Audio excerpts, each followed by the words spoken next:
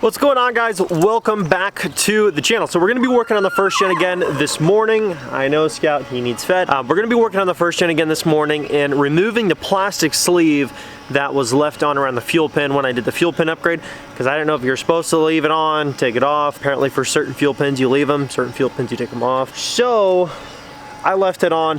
Luckily, it's a pretty quick and easy fix, and in about 10 minutes, we should have the top taken off, sleeve dropped off, and then just screwed back down. So let's get to that right now and see if that changes anything. I know that when we did the comparison from the stock to the upgraded one with the plastic sleeve still on, there wasn't really any noticeable difference. I didn't notice any acceleration difference. We shaved 2 seconds off of a 0 to 60 that went from 27 seconds to 25 seconds, but that could have been anything, you know, when you're talking about a time span that long, that could have made a difference with any little tiny thing, you know. Let's get to it. Let's get to taking out this upgraded pin and taking the plastic sleeve off and then putting it back in and see if it makes a difference going down the road.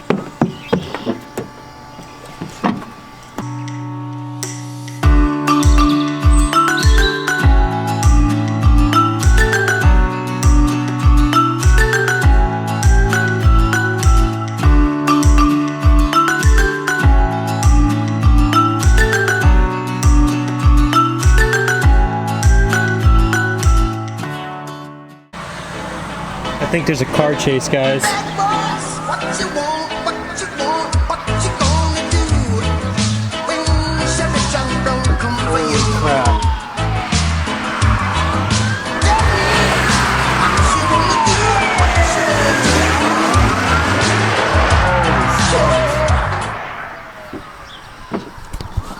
Oh my goodness.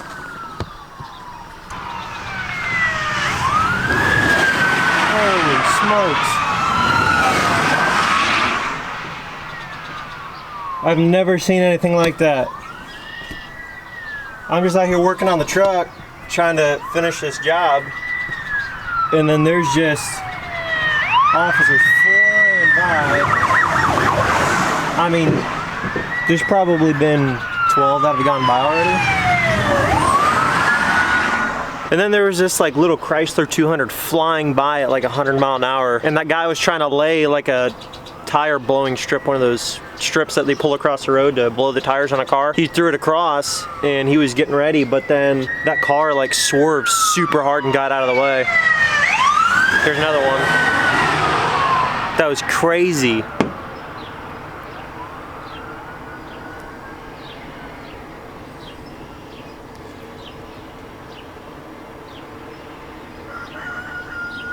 Sleeve is taken off the pin, the plastic sleeve is taken off the pin, so we should be good to go. So what we're gonna do now is fire the truck up and see if she puffs a little smoke.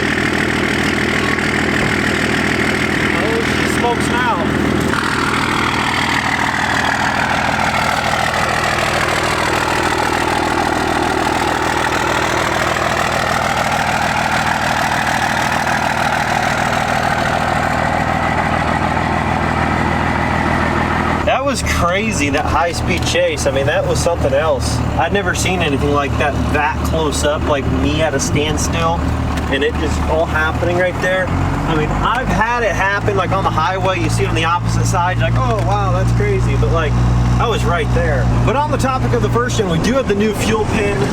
Well, we already had it in before, but we have it in now, and we have the sleeve taken off. And as you can see, a lot smokier.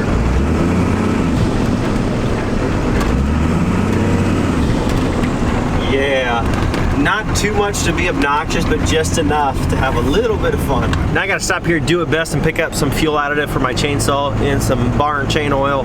And we're gonna go out to the woods and I'm gonna do a demonstration video on how to create a man-made deer bedding area for people that maybe don't have much deer bedding in their woods, or any designated deer bedding, or any real deer bedding structure.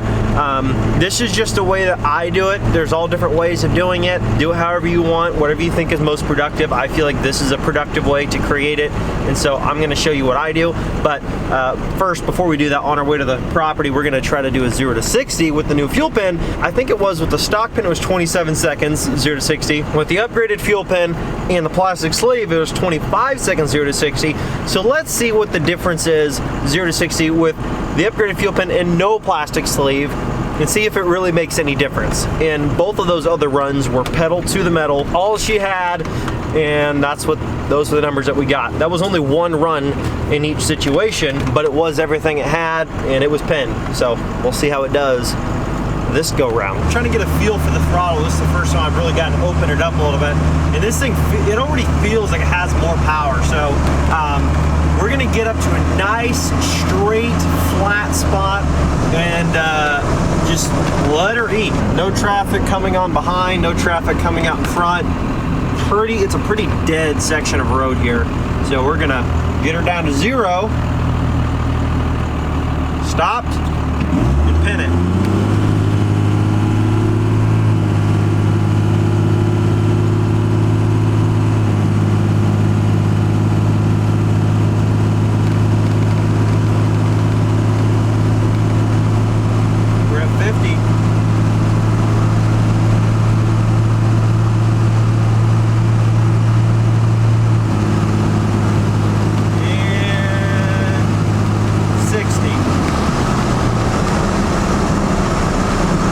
Still wasn't fast. We're gonna get around the corner here, and I'm gonna do another 0 to 60, but I'm gonna start the camera the second I hit the pedal. That way I can see without having to try to do the math while I'm going down the road and deducting seconds from the clip and whatever, how fast it was compared to the 25 seconds, which was the previous best.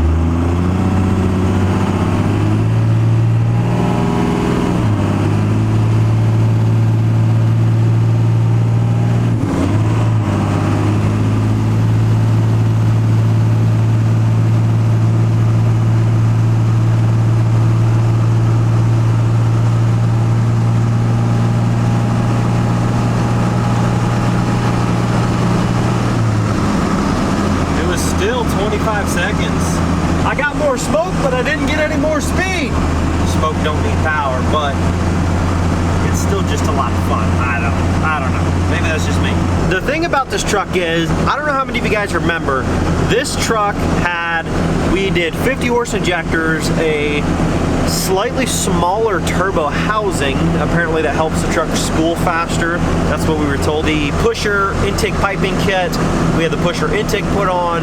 We had a bigger governor spring, but I think it was a 3200 governor spring, pretty sure. And then we did the fuel pin, and it had a few other small things, but at the end of the day, the truck used to spool up pretty good and it used to accelerate pretty nicely. Now keep in mind, I'm talking pretty good or pretty nice for a first gen with a stock automatic transmission. They're not a performance transmission. Like a lot of newer trucks, the transmissions that they have in them, they have the ability to tune the transmissions a little bit differently, or for some trucks, you don't even have to hardly tune the transmission differently. You can add tuners, you can delete your truck and add, 150 more horsepower, and the transmission seemingly shifts totally fine, just like it should. That's why when I was doing the 0 to 60, every time I got to about 50 miles per hour where it was getting ready to shift into overdrive, it would like hold at 50 for like 1, 2, 3, then shift, and then boom, 50 to 60 is like whoop, but the shifting, waiting for it to shift into overdrive when it's like maxed out and pedals to the floor, it just doesn't want to do it when you would ordinarily shift. Like if you were driving a manual, you're thinking, okay, it's time to shift. You've used up all the power you can get out of that gear, in terms of speed and acceleration. but it just takes its time. You know, it's an automatic transmission from the 90s. Welcome to the jungle. This is probably the best bedding area on our property currently. What I'm gonna try to do for you guys today is demonstrate how I create more deer bedding or optimize some of the deer bedding that's already existing. There's all different methods on how people go about creating bedding. Some people simply get their woods logged every 5 to 10 years selectively, and they just have little pockets of undergrowth that come up, and the deer just kind of hop into those little brushy piles of undergrowth where there's briars and new little saplings, and that's fine. And you know, you'll have that increases some bedding, that's true, but there's all different ways of creating it, and there's ways of creating it that doesn't demand the cutting of huge trees if you've already got some undergrowth. And let me show you what we've got here. I mean, this place is so thick back in this spot that, I mean, there's no leaves, there's no vegetation on any of this stuff, and it is hard to see 25, 30 yards out there. I mean, you can see little glimpses of daylight through in some distances far off, but you're never gonna get a shot up back here with a bow. Very hard with a gun, even if you could use a gun here, which you can't.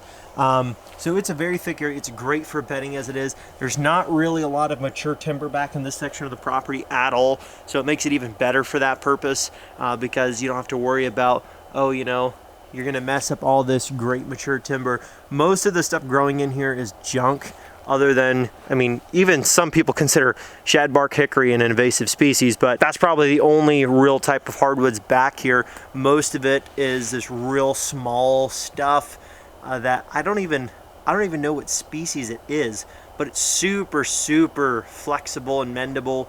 It breaks super easy. So what I want to do is take one spot at a time and create these little, like, 20 yard by 20 yard, you know, domed, canopied areas that have a lot of horizontal cover, creates a little side cover, creates a little bit of food around the bedding area, but not just so much of this vertical stuff. Look at all these vertical little saplings and stuff. There's just so many, and sometimes that's not good because, like, for example, how is a buck supposed to walk through right here? You can't. There's a rub right here, but I mean, unless it's a small buck, it's not going to go through some of these areas. And so what we want to do is take out some of the stuff that you don't need and make it roomy enough for a mature buck to get in and out. You can see there's actually some buck crap right there.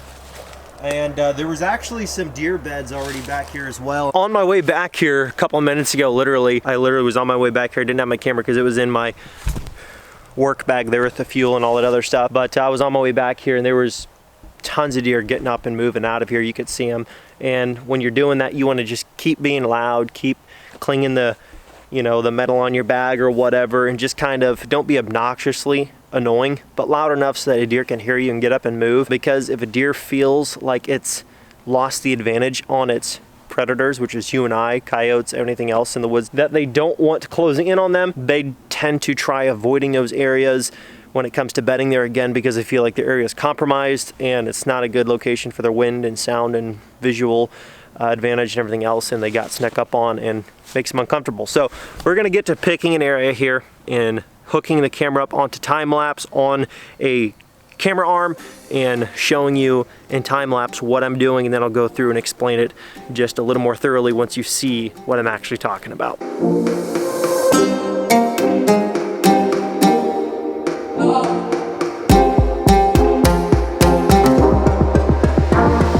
Okay, we moved to a new location because the previous spot back over there had a lot of the exact same species of tree in that one particular spot that doesn't really like being hinge cut. When I say they don't like being hinge cut, I mean you can cut them only halfway through and try pulling them down and they just snap like a toothpick. When they're in their dormant phase like that, they just snap, versus some species of trees are super flexible and they actually like being hinge cut. When I say like being hinge cut, I mean when you hinge cut them through, they don't splinter and shatter. They're super mendable and they're just very easy to work with. So let's get to turning this spot into a little bedding area right now.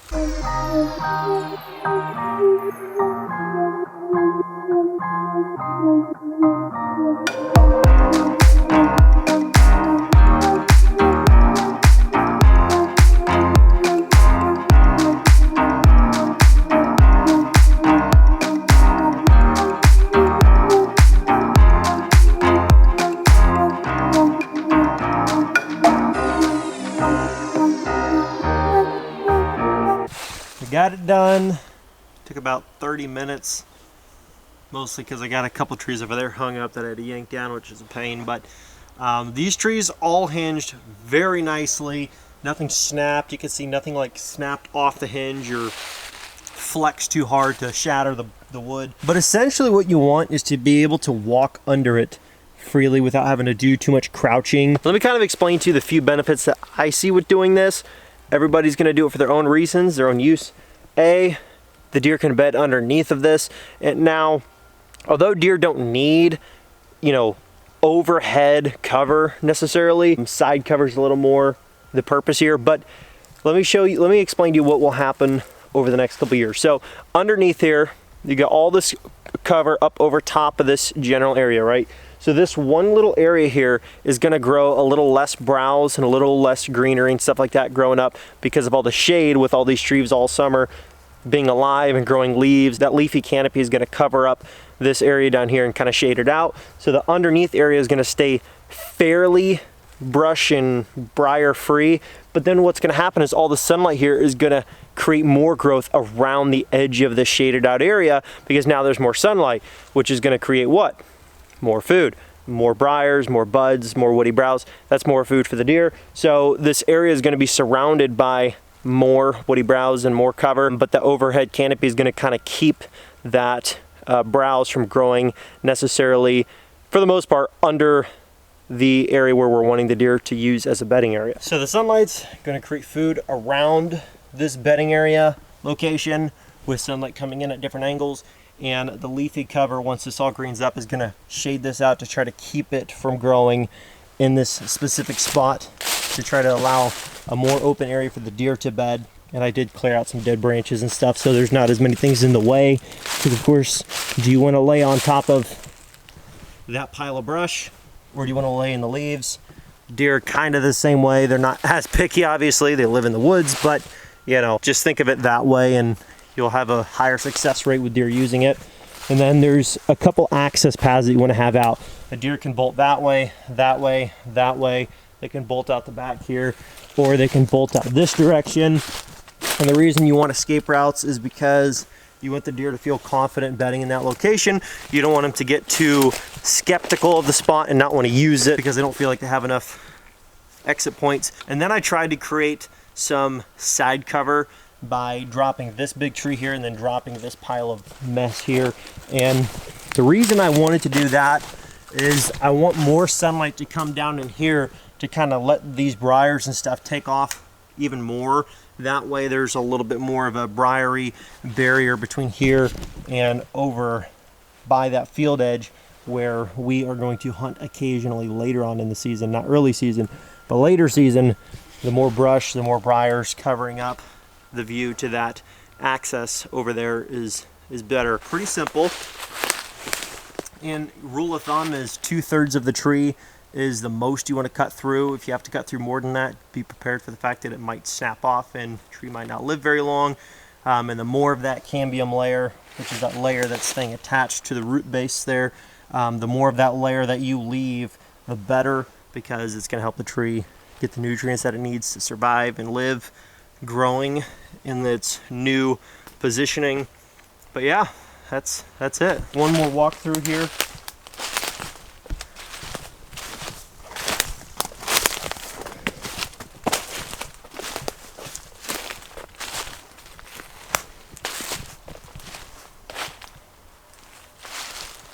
Well, I did cut a little bit of hickory firewood there too, from some dead limbs. So now I'm going to find an area that's not quite as thick as this and show you how to do this general idea of work in an area that's not as dense. For those of you who don't have this many small trees to work with. Okay, this is about the most open location I could find in this back half of the property where I'm wanting to keep my bedding. I have a more open area up at the front of the property, but it's in an area where I'm not going to use it. The deer aren't going to use it. It just wouldn't make a lot of sense to do it there. But let's try to take this little location here and make bedding from about this bench right here, right before it drops, from about this bench over to about this dead log here. And again, field edges over that way, but there's a lot of briars and a lot of bushes in between. So when these green up in the bow season, there's no way visually the deer are going to be able to see me coming up to that stand. And it's about 100 yards out there still, so it's very unlikely they're going to hear me if I have a properly cleared out trail. The area we just got done hinge cutting is over that way about 75 yards. Not terribly far, but just far enough to where they're not going to be able to see the other deer over here.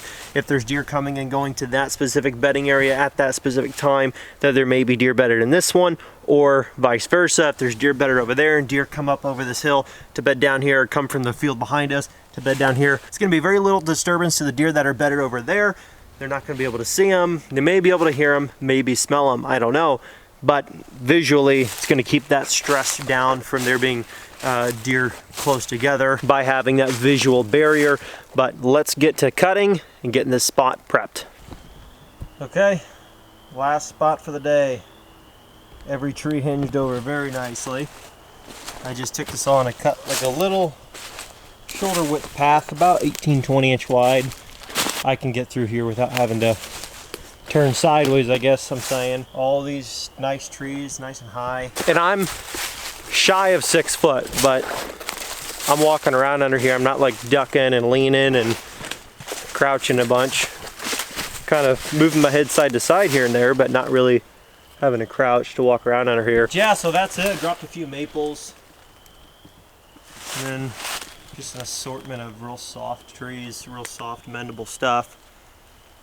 Dropped one over this way just to give me another stable tree to lean some small ones on. And lots of nice little areas the deer can lay down in here. Nice and thick to hide from access over there. And we've got this little ledge back here. I dropped a couple small trees here. Not real big, just kind of lean them over and give you a little more, just a little more cover. And then I took a couple limbs off under here so the deer that were traveling up through here along this ridge can still travel through here. Just have to duck their head. That's all. Otherwise, it's still totally accessible. But yeah, that's the last little spot. And when you make these areas, there's no guaranteeing that the deer are going to always use this spot. It's not like, oh, every single night there's going to be a deer in here. That's not necessarily what's going to happen, but you're giving the deer more opportunities and more possibilities of places to bed, and giving them more situations where they have an opportunity to bed in an area with cover that may not be as available in certain areas. Now, on this property, we're fortunate enough to where, I mean, I like this. Some people hate having a lot of undergrowth, but I like all the brush that we have because, well, I like deer hunting and I like seeing deer and shooting deer, so it works out for us, and we hold a lot of deer in here. Every time I come back in here I see deer, so I mean it's awesome. But that's gonna be it for this segment of the video. Hopefully you guys enjoyed it, hopefully you guys got something out of it, and it can help you guys out for those of you who are wanting to have a small concept of how to create a small bedding area in your own property. Hopefully you enjoyed it.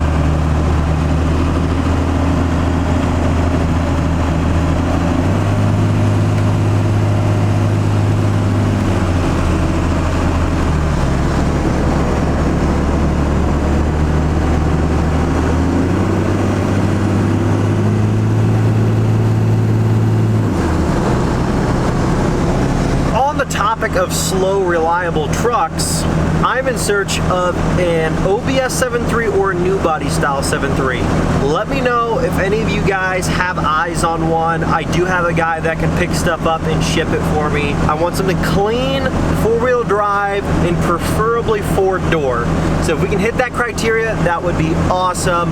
Let me know what you guys got. Let me know down in the comments, or hit me up on Instagram in the comments section saying, hey, I DM'd you a really clean 7.3, and I'm probably gonna open that DM. So thank you guys so much. Let me know what you got. Hey, hopefully you enjoyed the video. Remember, last 9 or 10 days before the giveaway for this truck is over. So if you want to enter to win, just go to lmpgear.com, buy anything off the store, and as soon as you check out, you're automatically entered to win. It's literally that easy. So thank you guys so much for all the love and support. Get those orders in. Time is almost out. We're almost down to the last week to enter to win this truck, plus $5,000. So get those orders in. Thank you guys so much. I'll catch you in the next video. Peace.